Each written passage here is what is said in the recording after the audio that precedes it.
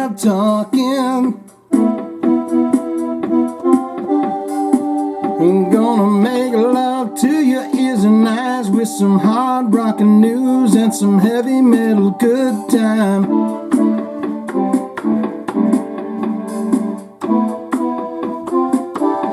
So jive with me. Oh my God. Oh, holy banana cakes. We are getting good at that. I always stoke myself up when I do a good intro. You guys might say, oh, it wasn't that great. Don't get yourself all stoked up. But what's going on? And welcome back to episode 53. That's right, 53 of Jive Talking with Shane Diablo. Look at the gritty growling teeth on this guy. He says, give me your money. I want more of your money. That's Lars Ulrich from the heavy metal band you may have heard of called Metallica. And they are getting prepared to release a brand new album after oh so many years. It's been like 8, hasn't it? So we're going to read this story and see what's all up and all about it. But that face says, I need your wallet. I want your wallet. You give me the wallet. So let's get into this and see. Lars Ulrich calls 72 Seasons, that's the name of this new record, Metallica's COVID lockdown record. We thought for sure this thing would leak. You know what's crazy is like everyone patiently seems to wait for Megadeth records or any other kind of heavy metal ghost or whatever. But it's like it's not uncommon for people to leak shit from Metallica, right? They're that big, man. They're the biggest heavy metal band of all time or whatever. They're up there.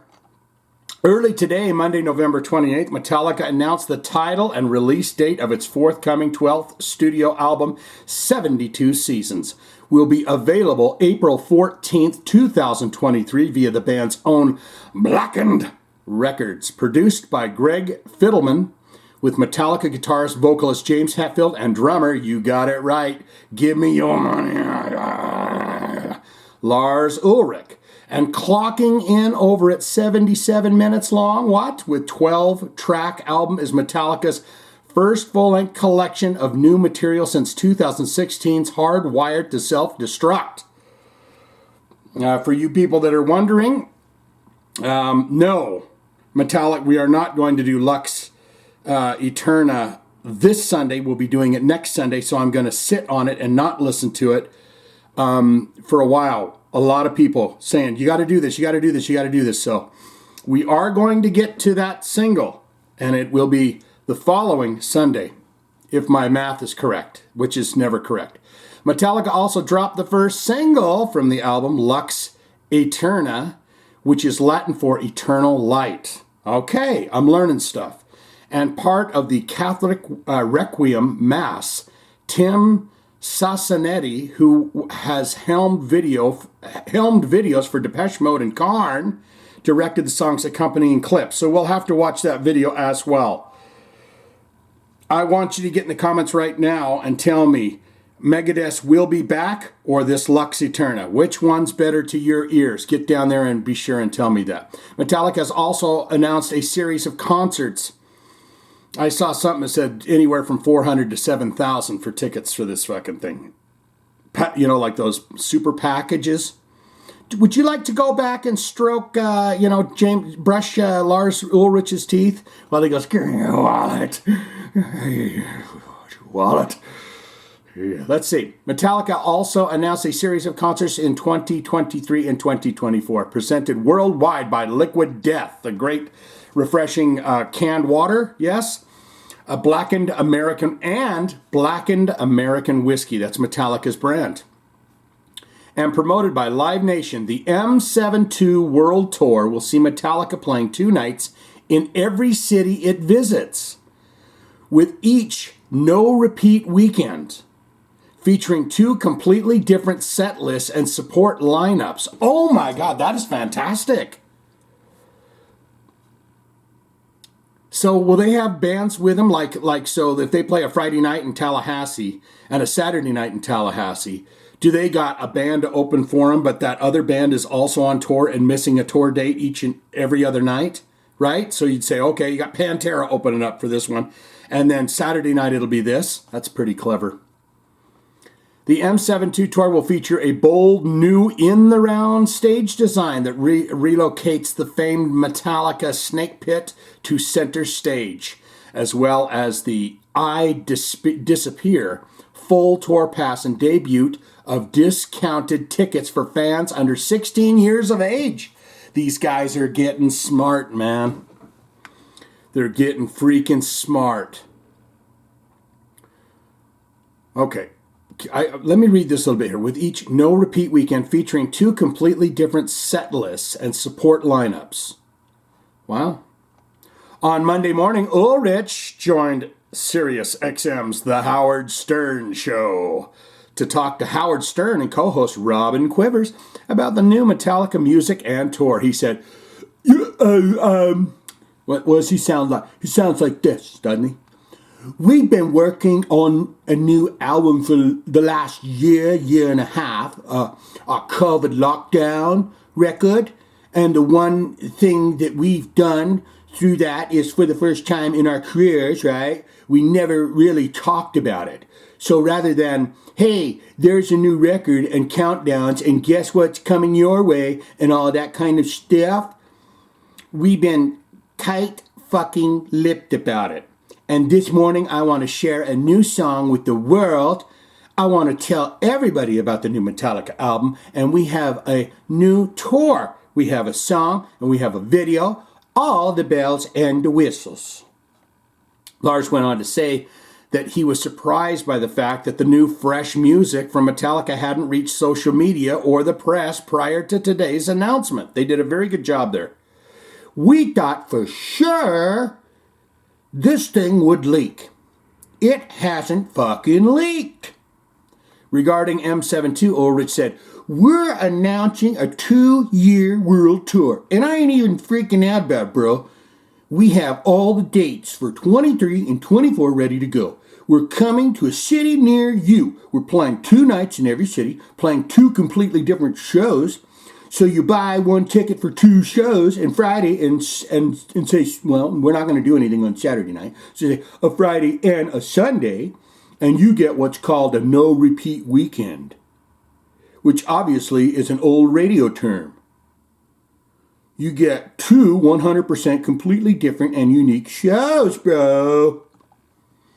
2-day tickets for the M72 will be on sale Friday, December 2nd. Single-day tickets will be available beginning January 20th. And an official pre-release announcing 72 seasons, Hetfield explained the album title by saying, yeah. You know, 72 seasons, the first 18 years of our lives, which was a great TV show, by the way, lives that form of true or false selves. The concept that we were told who we are by our parents, a possible pigeonholing around the kind of personality we are. I think the most interesting part of this continued study of those core beliefs and how it affects our perception of the world today. Was he a scientist all of a sudden? Molecular scientific man? Much of our adult experience is reenacted or reactions to these childhood experiences. Prisoners of childhood are breaking free of those bondages we carry. So what you're saying is don't listen to your parents? You just don't do everything that they, you don't say, if dad likes goddamn Perry Como, you don't have to like it, right? But they got to give you some rules, I think. Anyways, there you have that. Your money. What is that? You only got $1 in there? Sad news here. Tommy Leee. You know him? Tommy Leee. He's the guy that is the drummer for Motley Crue. Calabasas house burglarized. I'm like, what? According to TMZ, Motley Crue's drummer, Tommy Lee's house in Calabasas, California, which he has been trying to sell for at least a few years, maybe it's because of the burglars, has been burgled. Police alert the drummer there had been a break-in at his home last week, according to the site. Oh, he probably had one of them security systems. Someone got in through a back glass door and broke glass lamps and even one of Tommy's side gates. However, the only things that were stolen were a bathroom mirror and some cabinet handles. The total damage loss for Leee is estimated to be around $5,000. Tommy put the house on the market in April 2016 for $5.9 million, but that price came down in July 16th when it kept getting burgled by $300,000 to $5.6 million. In November 2017, $500,000 to $4.9 million. 5 months later, Tommy dropped the price, asking $4.6 million, but before removing the house from the market in February 2018. 3 months later, he put the home up for sale again, $4.6 million. Before removing it in May 2019, the house was placed back on the market, kids, in May of 2020 for $4.5 million. Before the listing was removed in May 2021, the house was relisted for the same price in September 2022. And now there's a worldwide story about this house that he's tried to sell several times being burgled. The drummer purchased the home in 2007 for $5.8 million. He'll take a loss on it. Official description of the house, courtesy of Agent Emil Hartununian of the agency. How about we do it in Tommy Lee? Tommy Lee's lingo. Set atop a spectacular hillside against the extended city light views lies the architectural compound, which brings the perfect balance, bruh, of a tropical escape and an artistic functionality. A lush central atrium with natural tropic open to the sky with a retraceable roof illuminized natural light throughout, uniquely modeled with the flow and the scale far and wide, bro. A spacious chef's kitchen with center island stainless steel appliances, granite countertops. Entertains living and dining room. You know, if you want to bang a girl on top of the dinner table, you can. A spacious office library with a private terrace, man. The main level, okay, we're not going to do any more of that. What's it say here? Leee sold his last house in nearby Malibu in late 2004 for $2.4 million, according to public records. Leee had paid $800,000 in 1995 for that. So he made some green beans, bro. You made some green beans off that, but you're going to lose a lot of money on the other house. Motley Crue. We're still on tap with some Motley Crue because John Corabi says horse shit on Mick Mars. I don't believe a word of it. Look at that. That's a face that says, I have the occasional whiskey, and I don't believe a damn word. John Corabi doesn't believe a word of Motley Crue's statement about Mick Mars' retirement. During an appearance on the latest episode of the Life in the Stocks podcast, former Motley Crue singer John Corabi was asked if he had an opinion on founding guitarist Mick Mars' recent announcement that he would no longer tour with the legendary rock act. Mick is being replaced on the road by former Rob Zombie and Marilyn Manson guitarist Johnny Five Alive. Corabi responded by transcribed by the Blumenheim. I do have an opinion. I will just say this. I know John Five as well. He's a brilliant, and I cannot say brilliant loud enough. He's a brilliant guitar player and a great dude. But the verdict for me is out until I hear a statement from Mick. The statement that we heard was put together by Motley and their people. And I'm not totally sure I believe what they're saying. So I'll just leave it at that. I'll just leave it right there. I'll just stop right there. Oh, he won't, because he later elaborated on his comments saying, I don't totally believe Mick's reason for leaving Motley, and I don't even know if he left Motley. I believe maybe he was shown the door, and that could be the case. Because as long as I can remember, when we were doing the Generation Swine record, they were complaining about his guitar playing then. And if you really look at all the records they've done since then, the majority of the guitar on the Swine record, which is one of the reasons why I sued the guys, are mine. They are complaining about, those songs are his? I think that's a nugget that's being over, unless I'm reading that wrong. Is he basically saying the jams that were on Generation Swine, which he wasn't on, right? Because that was when, what's his name, Vince Neil, when he came back. Anyways, I don't know, he continued. I could be totally wrong about this, so don't run around and fucking whatever, put it in print yet. But I'm just saying, I'm waiting for Mick's response. The one that we've all heard came from Motley and their management. So there you have that. He's laying it down, everybody. John Corabi saying, hold your ass, sister, and you just wait until we get more information. Probably a good piece of advice to take, right? Wait and hear all the information before you make decisions. I'll give you 3 seconds to guess what that face is.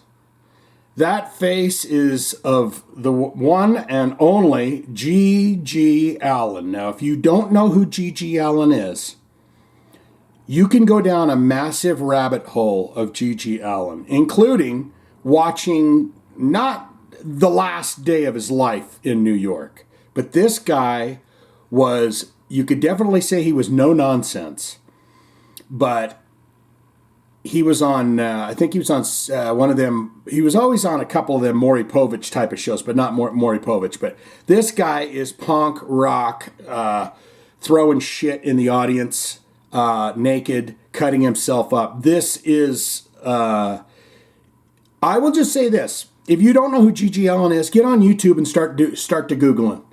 And you'll learn real quick about him. But it says G.G. Allin biopic, due to be directed by Johannes Åkerlund, or Jonas Åkerlund, and I know the name because I think he's the guy that did the black metal movie. Anyways, we're going to read this and find out what it's all about, because I would definitely watch a biopic about G.G. Allin. According to the Hollywood Reporter, Swedish film and music video director Johannes Åkerlund will helm the upcoming biopic of controversial punk rocker G.G. Allin, titled G.G. Allin, Live, Fast, Die. The film will be produced by Angry Films, Don Murphy, and Susan Moniord. They did Natural Born Killers, Transformers, Real Steel, along with Eric D. Wilkins, Jerome Bixby's The Man from Earth, Overrun, from screenplay by Richard Schenkman, The Man from Earth, I don't know what the hell that is, and the Pompatus of Love, I don't know what that is. Born Kevin Michael Allin, but his father called him Jesus Christ Allin. Or they changed his birth certificate to Jesus Christ Allin. Born Kevin Michael Allin on August 29, 1956, G.G. Allin was arrested many times throughout his 15-year career for his wild stage antics. He often performed naked, and in his regular stage antics included attacking audience and band members, defecating, urinating, throwing feces at the audience, and self-mutilation. G.G. promised throughout his career that he would commit suicide on stage on Halloween. He put this off many times throughout his career and died of a heroin overdose on June 28, 1993. According to the producers of Live, Fast, Die, is the true story of what happened to a borderline personality when they reach for fame exceeds the limits of talent. When substance abuse goes unchecked, mental illness undiagnosed and untreated, and when a fictional character takes over a real person's life, driving G.G. beyond limits anyone could possibly endure. And I'm telling you, that's quite the synopsis there. Åkerlund said in a statement, "And this is exactly the type of real and raw story I am looking for in this film. Explores the ugly belly of the beast and how Kevin Allin came to be G.G. Punk was already a genre about pushing limits, expanding on musical genres and definition of the artistic expression at a time when punk was thought to be dead, sold out, or too raw to survive. G.G. came into the scene bleeding, piecing, and sinking like a no punk before. Live Fast, Die is about a sick person who should have asked for help. Gigi's strong persona was a gift, but the borderline personality disorder was not treated, and it uns killed him. So there you have that. Shankman added, the Gigi Allin story is about so many things. I mean, it really is about so many things, which is why I was compelled to spend nearly a year researching and writing it. I extensively interviewed the people who knew Gigi best. His brother, Merle Allin, he's still out there with the Murder Junkies. You can check out that band, the Murder Junkies. His bandmates, his closest road dog pal, and his mother, now deceased. I read hundreds of articles about him, arrest and trial transcripts, even his unpublished memoir. I watched hours of video and endured track after track of his assaultive music. I wanted everything in this movie to be accurate and true, and it is. I'm very, very interested in this. Because let me tell you, kids, you will go down a freaking rabbit hole. Last story here, and then your comments. We're just going to spit this out real quick. We got a statement from the Vinnie Paul, the Abbott family, and it says, there can never be a Pantera reunion without the Abbott brothers, but they are saying the estate of Pantera drummer Vincent Vinnie Paul Abbott had issued a statement in support of the reformed band's upcoming shows, but stopped short of calling it a reunion. Where is the exact statement?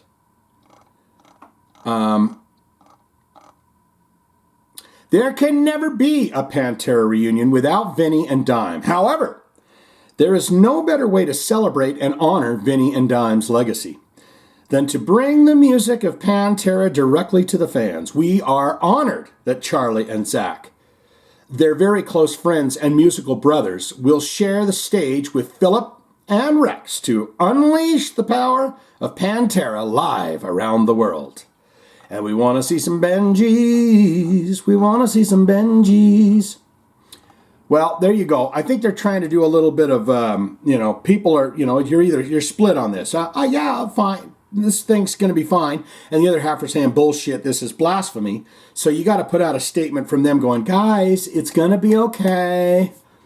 Let's get into these comments here, my friends. And again, I don't know what so we got BDP 1966 here. Says, Dave didn't play on Ram It Down. They used a drum machine. Oh. Is that why? I don't know a whole lot of stuff from Ram It Down, so that's very interesting. There's a heart for you. And BDP 1966 coming in again. KK mentioned Dave Holland when he gave his acceptance speech. So in that 37 seconds that KK Downing spoke, he mentioned Dave Holland. Well, you're getting a heart for that. And KK, good job. Now, see, Bobby Lockhart's got his whole name in here, so I know it's him. And it says, Bobby Lockhart, best Jive Talkin theme song yet. I have to say, your accents are hilarious, and your channel brightens up a gloomy day. Always makes me laugh.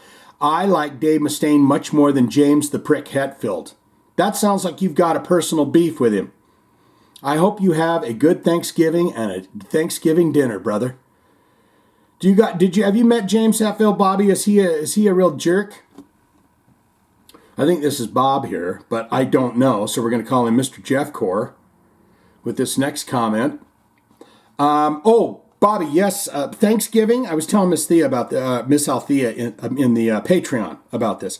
We were set to have a Thanksgiving dinner, but they get in the Facebook messaging, and then they all hate each other, so they cancel it. And then the next day, Friday after Thanksgiving, they said, hey, guys, we all love each other, right? So we had a dinner with a turkey on Sunday, and it tasted pretty good. I usually can eat turkey for about 2 or 3 days afterwards, turkey sandwiches and stuff, and then I hate it and I don't want to see it for another year. Bob, or AKA Mr. Jeff Core, Christopher Columbus only went to lands, he's telling us about this. Remember Thanksgiving stuff? Only went to lands south of what is now the United States, and he came like 130 years before the Pilgrims from England in the year 1620. The native Indian tribes of the Plymouth Rock, I know about the Plymouth Rock area, taught them how to grow crops using fish as fertilizer. The Pilgrims may have traded ideas to such as gunpowder or trapping animals. Interesting. I learned things here with you guys. Now, I don't know what it's going to be. Tone Raven Tunes, right? Because it can't be Toner Ventunus, right? Zach is the real deal and desire to carry on for dime. Great. Tone Raven. Okay, we're going to call Tone Raven. Tone Raven Tunes. Bang. Miss Althea coming in here. The dumbstruck fool says, agreed that Dave Holland, may he rest in peace, absolutely deserved a shout out, brief mention, anything during the Rock and Roll Hall of Fame induction ceremony. The albums and tours he played on were epic. And not to take away from Priest, but on the Birmingham Brothers side of the fence with Duran Duran's induction, I got something to say about that too. I was absolutely floored and devastated to hear the news of Andy Taylor's stage 4 prostate cancer. Yes, I didn't know anything about that either, which prevented him from being at the ceremony. Despite Dee Dee's pop icon status, Andy can shred. He was totally in this element with the Power Station project. Yeah, I love that stuff. How great did Simon Le Bon sound for his age? They all looked pretty good, Duran Duran there. And he sounded pretty good. When they did Ordinary World and all that stuff, I was like, he's not doing Blackie Lawless lip syncs. Which, by the way, that's a story we missed. Blackie Lawless says he's lip syncing. Or he's not lip syncing, but he's using the backing tracks. All the best, there's still Miss Althea. All the best to Nita Strauss on her surgery. Oh, because knees. Is it her knee? Road to recovery. Sorry, but I could not resist a Mike Buchanan worthy pun. Meanwhile, he is probably listening to you reading this back and going, really, bitch? No, he's not saying, no one's saying that about you. Yeah, Nita Strauss, and is it in her knee, the meniscus? Still Miss Althea here. What web browser are you using? Microsoft Edge, for some reason, has decided to display YouTube handles with the @ symbol, and I hate it. I mean, I am using the Chrome. Isn't that the right browser? Google Chrome browser?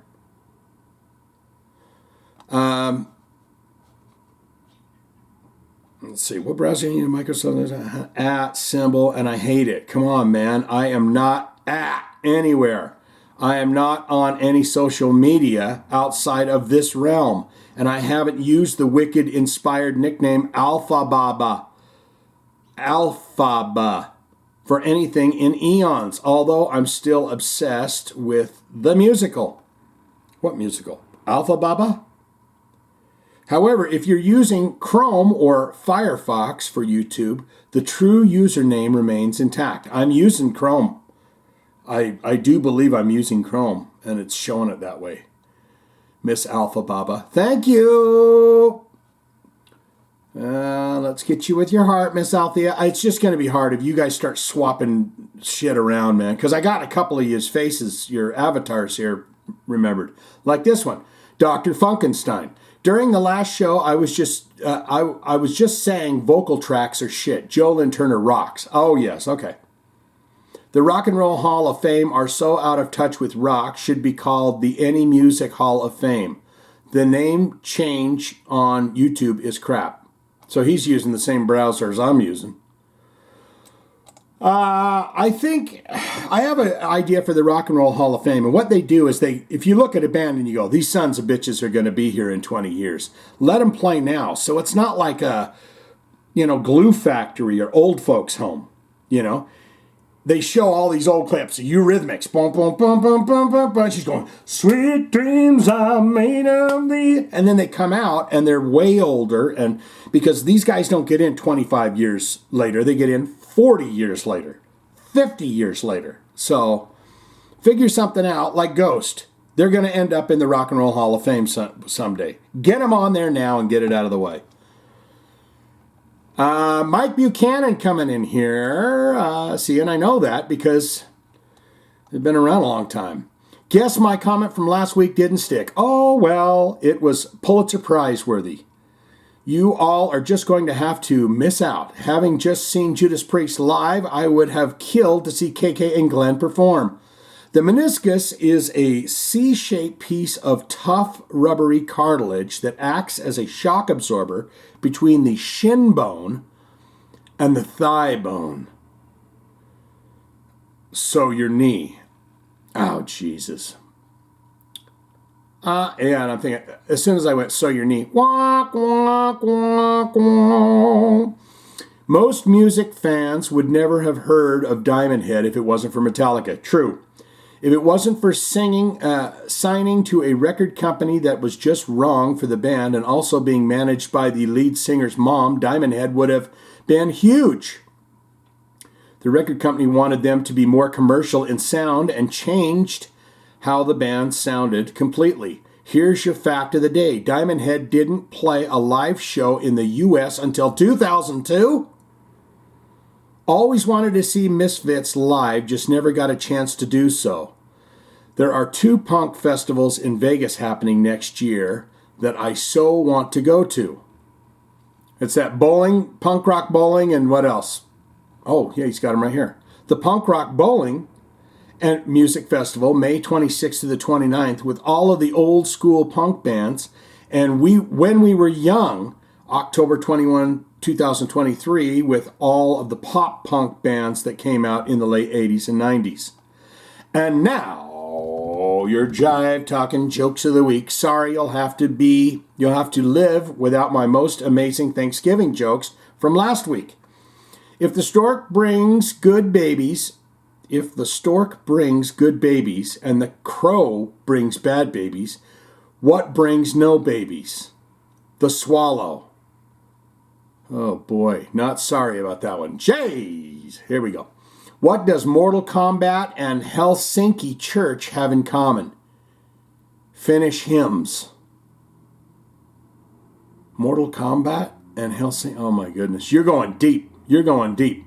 The urge to sing The Lion Sleeps Tonight is never more than a whim away, a whim away, a whim away, a whim away, a whim away, a whim away.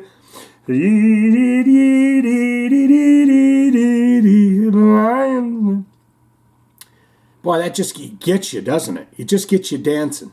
Next time someone's having a complete breakdown, like a complete mental breakdown, go in there with a bongo and sing that to them. The lion sleeps tonight. And you will pop them right out of it.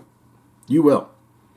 And finally, an all-time classic. Here we go. What does Napoleon keep where does Napoleon keep his armies? In his sleeveys. I don't know what that is. Is that their little outfit? White bread here. Oh, let's get you your hearts, and you get in the thumbs because, Jesus, he gets more. He's got 3 replies under those jokes. White bread coming in. Dave Holland got in some big trouble after he left the band. I think JP canceled him on their big night. Is that true? Will you guys get in these comments and tell me about Dave Holland's big troubles? Now I got big trouble in Little China. All right, that's it. Let's get out of here. Let's get a little bit of that. Let's see if we can't fire up a little... Come on, baby. No. I just don't want to hit anything. You son of a bitchy.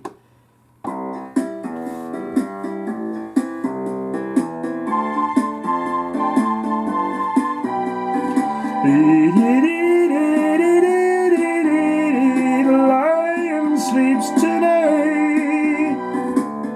Jive Talkin with your buddy Shane D. Having fun getting fancy free. Living life, living love, live and learn, that's what I like to do for you. Jive Talkin with Shane D. Get your motherfucking news for free.